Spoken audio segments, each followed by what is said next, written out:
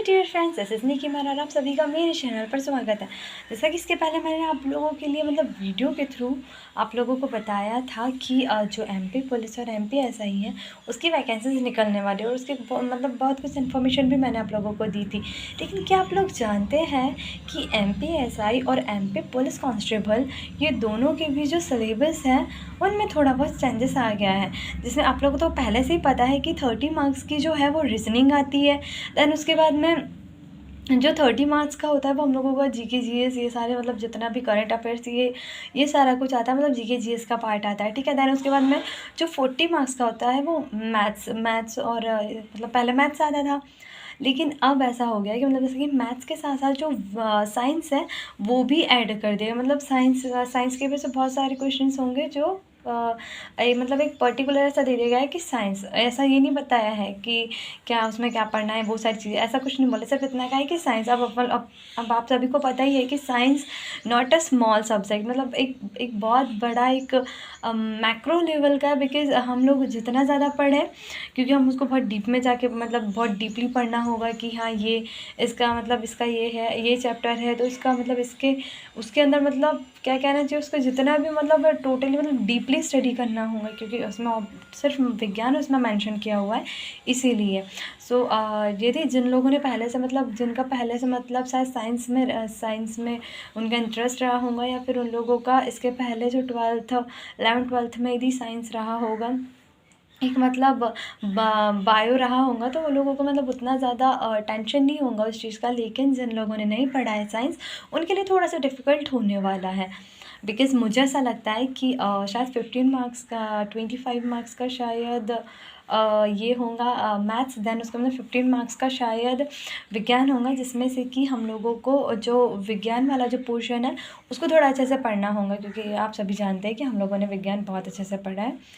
जिन्होंने एमपी महिला सुपरवाइज़र की तैयारी की होंगी, या फिर एमपी एसआई, क्योंकि एमपी एसआई में भी फिज़िक्स केमिस्ट्री इसके भी बहुत सारे क्वेश्चंस आते ही हैं एमपी एसआई में।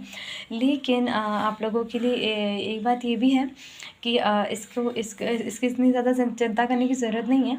दैन उसके बाद में फिर मैं आप लोगों को बताऊँगी कि एमपी एसआई का जो सिलेबस है वो सिलेबस एक्चुअली हम लोग किस तरीके से हम लोग उसको डील करें, हम कैसे उसके किस तरीके से उसके नोट्स बनाएं, हम लोग उसका जितना भी सिलेबस है उसको किस तरीके से प्रॉपर लिखे। अब सिलेबस में तो बहुत कुछ लिखा हुआ है, लेकिन हमको ज़रूरत उस चीज़ की कि हम लोगों को और ज़्यादा से ज़्यादा अब ज़्यादा दिन नहीं बचे हुए, हम लोगों को शॉर्ट टर्मिनोलॉजी इस्तेमाल करनी होगी, जिससे कि थ्रू हम लोग ज़्यादा से ज़्यादा क्वेश्चंस को बिना किसी देरी लगाए, लेकिन क्वेश्चंस को थोड़ा सा कम से कम 2 मिनट्स लगते ही हम लोगों को सॉल्व करने में, पढ़ने में, कि यार ये क्वेश्चन है, इसको हम कैसे डील करेंगे, वो सारी चीज़ें। अब इसमें इतना थोड़ा तो दिमाग लगाना ही होता है। दैन ठीक है, लेकिन मैं आप लोगों के लिए नेक्स्ट वीडियो जो बनाऊंगी उसमें ज़रूर मैं आप लोगों को ये इन्फॉर्मेशन दूंगी कि एमपी एसआई और एमपी कांस्टेबल ये दोनों का सिलेबस जो है मैं किस तरीके से पढ़ूंगी, या फिर मैं जिस तरीके से मैं सिर्फ पढ़ती हूँ, मैं आप लोगों को अपनी स्ट्रैटेजी शेयर करूँगी, कैसा क्या हम लोगों को कैसे पढ़ना है, वो सारी चीज़ें। इसके बाद में आप लोगों को लगता है कि आप मुझे कुछ स्टडी का कुछ मटेरियल दे सकते हैं, शायद आप लोगों के पास में होगा कुछ ओल्डेस्ट। हाँ, लेकिन मैं आप लोगों को एक बुक सजेस्ट करूँगी जिसमें का 101% उसमें की ज़्यादातर रीजनिंग पूछी गई थी लास्ट एग्ज़ाम में, जो कि 2000 मैंने कब दिया था, 2009 22-23 समथिंग, मुझे याद नहीं है वैसे। उसके बाद क्योंकि मेरा जो एक बार एग्ज़ाम अच्छा नहीं गया था, उसके अंदर मैं एग्ज़ाम नहीं दिया था। सो 1-2 नंबर से रह गई थी, इसीलिए मैंने एग्ज़ाम नहीं दिया था। लेकिन इस बार सोच रही हूँ कि दे दूँ, कि देखते हैं कि अपनी किस्मत कहाँ लेकर जाती है। लेकिन किस्मत में भरोसा नहीं करती हूँ, मैं खुद पर भरोसा करती हूँ, और आप सभी को भी अपने आप पर भरोसा करना चाहिए। सो मैं अपनी बात को यहीं पे विराम देती हूँ। मिलते हैं नेक्स्ट वीडियो में। जय श्री महाकाल, हर हर महादेव, अपना ख्याल रखिए।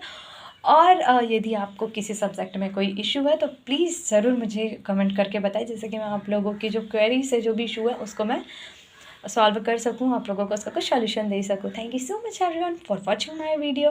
जय श्री महाकाल, हर हर महादेव। Thank you guys.